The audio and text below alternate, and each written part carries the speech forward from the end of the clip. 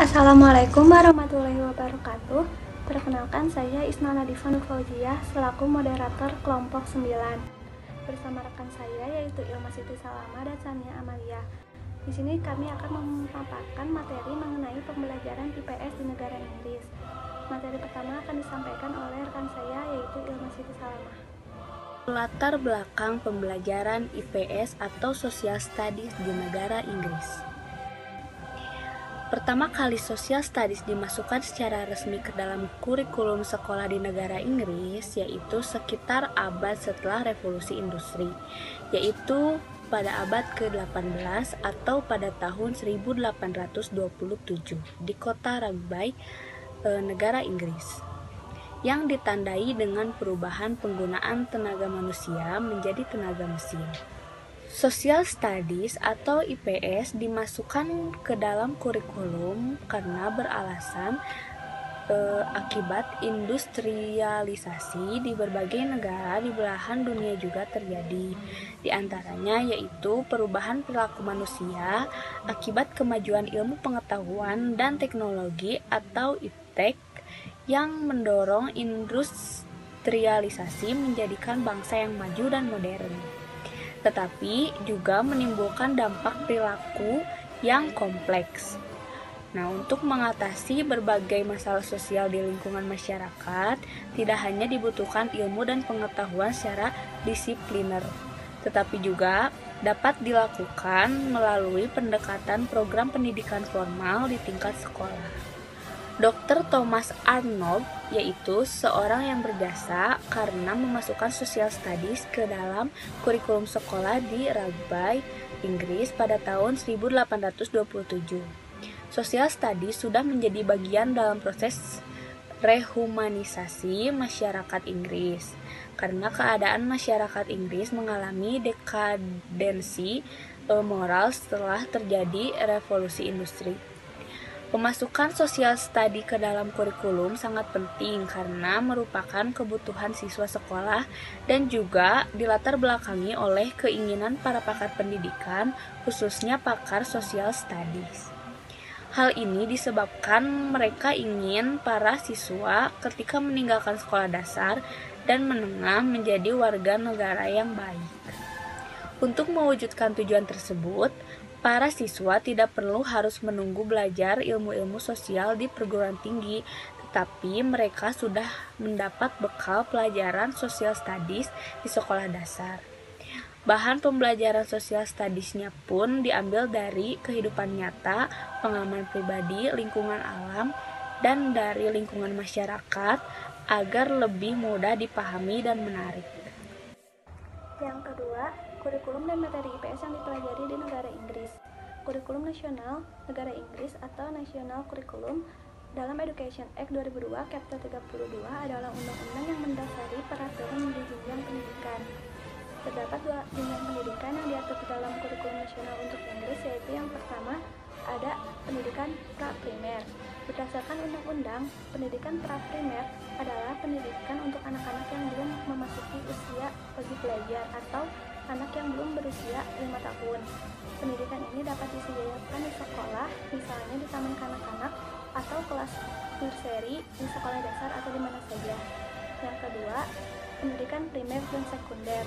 Terdapat dua tahap pendidikan yang termasuk di dalam program paket wajib belajar, yaitu yang pertama pendidikan primer usia 5-11 tahun dan pendidikan sekunder usia 11-16 tahun. Umumnya, siswa melanjutkan dari sekolah primer ke sekolah sekunder di usia 11 tahun. Namun, ada beberapa daerah di Inggris menggunakan 3 jenjang atau three-tier dan menyediakan sekolah menengah atau middle school untuk siswa usia 8 atau 9 tahun sampai 12 atau 13 tahun.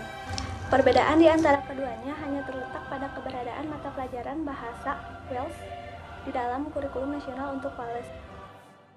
Selanjutnya, mata pelajaran di negara Inggris. Semua sekolah dipertahankan di Inggris diharuskan mengikuti kurikulum nasional yang terdiri dari 12 mata pelajaran. Yang pertama ada bahasa Inggris, matematika, dan sains adalah wajib untuk semua siswa usia 5-16 tahun. Mata pelajaran pilihan sangat beragam dan tergantung dari sekolah yang menyediakannya. seperti kesejahteraan sosial, seni dan desain, kewarganegaraan, desain dan teknologi, geografi, sejarah, teknologi informasi dan komunikasi, modern bahasa asing, musik, dan pendidikan fisik. Selanjutnya, saya akan memaparkan materi mengenai pelaksanaan pembelajaran IPS di negara Inggris. Yang pertama yaitu ada sistem pendidikan di negara Inggris. Sistem pendidikan di negara Inggris menggunakan program yang sangat intensif sehingga waktu belajar lebih singkat dibanding negara lain. Penguasaan suatu materi, sistem pengajaran dan pelatihan yang beragam dapat mendorong siswa mandiri dalam pemikirannya. Sistem pendidikan di negara Inggris ini terbagi menjadi 4 bagian utama. Yang pertama, primary education, usia 5-11 tahun. Yang kedua, secondary education, usia 11-16 tahun. Yang ketiga, further education, dan yang terakhir, higher education. Semua pelajar yang belajar di negara Inggris diwajibkan mengikuti pendidikan dasar dan menengah. Selanjutnya yaitu pembelajaran IPS di negara Inggris. Pembelajaran Social Studies atau IPS di negara Inggris dimulai di usia 5-16 tahun. Karena IPS sudah masuk dalam kurikulum untuk sekolah dasar dan menengah. Pada akhir Key Stage 1 atau usia 7 tahun dan Key Stage 2 usia 11 tahun, evaluasi dilakukan penilaian terhadap mata pelajaran IPS dan juga evaluasi dilakukan dalam kegiatan sehari-hari di sekolah, serta didasarkan pada penilaian guru yang akan dibahas bersama orang tua. Evaluasi akhir dilakukan pada akhir tahun yang dikenal dengan nama National Curriculum Test. Kesimpulannya, pendidikan Social Studies atau IPS di negara Inggris merupakan bagian rehumanisasi masyarakat Inggris yang mengalami dekadensi moral setelah terjadinya revolusi industri. Social Studies atau IPS dimasukkan ke dalam kurikulum beralasan karena berbagai akibat industrialisasi di berbagai negara.